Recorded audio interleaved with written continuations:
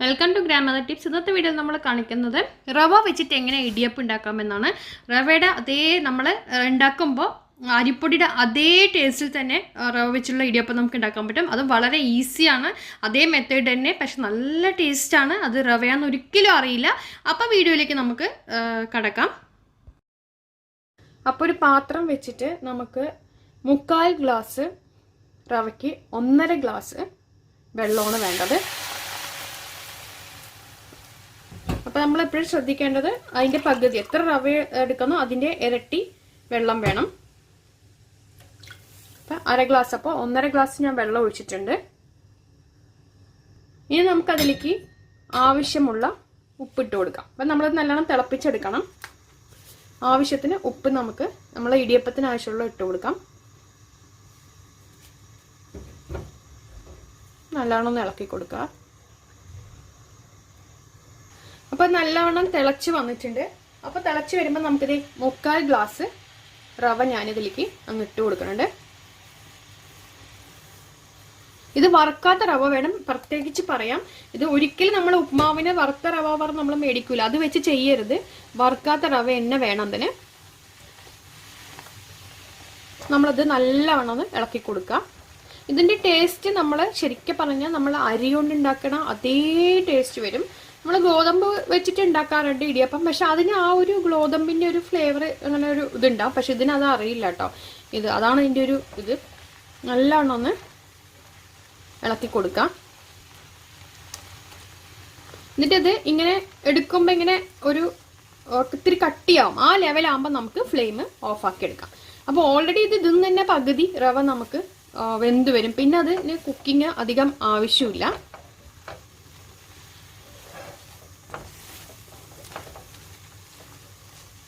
അപ്പോൾ ഒരുവിധം ചൂടാറിയ ശേഷം വേണം നമുക്ക് ഇടിയപ്പത്തിൻ്റെ സേവനാഴിയിൽ ഇട്ടിട്ട് നമുക്ക് ചെയ്തെടുക്കാനായിട്ട്. ഇപ്പോൾ ഓയിലൊന്നും നമ്മൾ ഇട്ടിട്ടില്ല, അതുകൊണ്ടാണത് ഇങ്ങനെ അടിയിൽ ഇങ്ങനെ ഒട്ടിപ്പിടിച്ചിരിക്കുന്നത് കേട്ടോ. നമ്മൾ നെയ്യും കാര്യങ്ങളൊന്നും ഇട്ടിട്ടില്ലല്ലോ.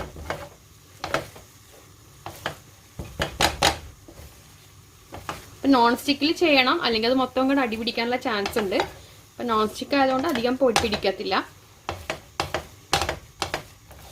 അപ്പം ഇനിയിപ്പോൾ ഷുഗർ ഉള്ളവർക്കൊക്കെ ആണെങ്കിൽ നമ്മൾക്ക് ഈ റവ വെച്ചിട്ട് നമുക്ക് നല്ല ഇടിയപ്പം ഉണ്ടാക്കി കഴിക്കാം. കാരണം വണ്ണം എന്നൊക്കെ ഉള്ള പ്രശ്നങ്ങളൊക്കെ ഇല്ലേ, അപ്പോൾ അവർക്കൊക്കെ ആണെങ്കിലും നമുക്ക് ഈ ഒരു ഇടിയപ്പം ചെയ്ത് ഇതാവാം. ഇതിൽ ഒട്ടിപ്പിടിച്ചിട്ടുണ്ടെങ്കിൽ ഒന്ന് തണുത്ത് കഴിയുമ്പോൾ അത് ഓട്ടോമാറ്റിക്കലി അതൊന്നും ഇങ്ങോട്ട് വരും. കണ്ടോ, വരും, കുഴപ്പമില്ല. അപ്പം നമുക്കിത് ഓൾറെഡി ആയി, കണ്ടോ, ഈ ഒരു ലെവലാകുമ്പോൾ നമ്മളുടെ സംഭവമായി. ഇനി നമുക്കിത് ഫ്ലെയിം ഓഫ് ആക്കിയിട്ട് തണുക്കാൻ വെക്കാം.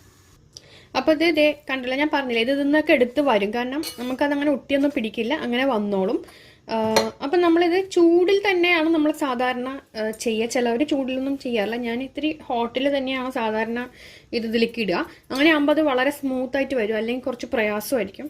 അതിനുശേഷം ഇതിലേക്ക് ഇടുക. പിന്നെ നിങ്ങൾക്ക് ചില സമയം പ്രസ് ചെയ്തിട്ട് വരുന്നില്ല എന്നുണ്ടെങ്കിൽ കുറച്ച് എണ്ണ ഉള്ളിലിട്ട് കൊടുക്കാവുന്നതാണ് കേട്ടോ. അപ്പോൾ ഇത് ഫില്ല് ചെയ്യാം, എന്നിട്ട് നമുക്ക് ചെയ്യാം. അപ്പോൾ ഇത് കറക്റ്റായി വന്നിട്ടുണ്ട് ആക്ച്വലി. അപ്പം ഞാനിതിൽ മൊത്തം തേങ്ങ ഇട്ട് കൊടുത്തിട്ടുണ്ട്. കുറച്ച് വെളിച്ചെണ്ണ ഞാൻ ഇതാക്കി കൊടുത്തിട്ടുണ്ട് കേട്ടോ. അതിൻ്റെ മേലെ തേങ്ങ ഇട്ട് കൊടുത്തിരിക്കുന്നത്.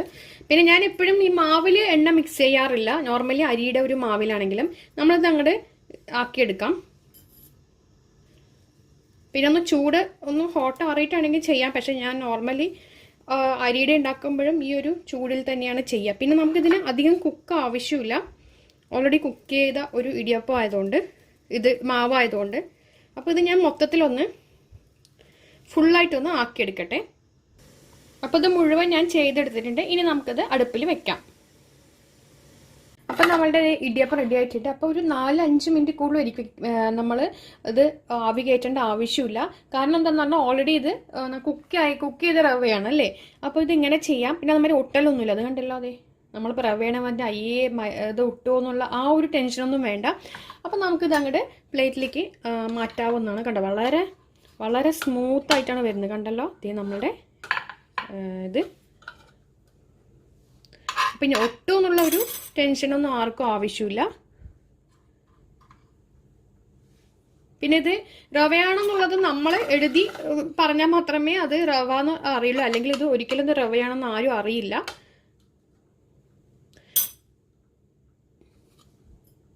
അപ്പം നമ്മുടെ റവ കൊണ്ടുള്ള ഇടിയപ്പം റെഡിയായിട്ട് നല്ല പഞ്ഞിമാരി അത് തൊട്ട് കാണിച്ചു തരാം. ഇതിലൊന്നും ഒട്ടും ഒട്ടിപ്പിടിക്കില്ല, ആ ഒരു ടെൻഷനൊന്നും വേണ്ട. ഇതേ തൊടുമ്പോൾ തന്നെ വളരെ നമ്മുടെ അരീൻ്റെ മാരിയല്ല, അതിനെക്കാട്ടും നല്ല പഞ്ഞിമാരി ഉണ്ട് സാധനം. അപ്പോൾ എല്ലാവരും ഉണ്ടാക്കി നോക്കുക. വീഡിയോ ഇഷ്ടമായെങ്കിൽ എല്ലാവരും ചാനൽ സബ്സ്ക്രൈബ് ചെയ്യാനും തൊട്ടടുത്തുള്ള ബെല്ലൈക്കൻ പ്രസ് ചെയ്യാനും മറക്കരുത്.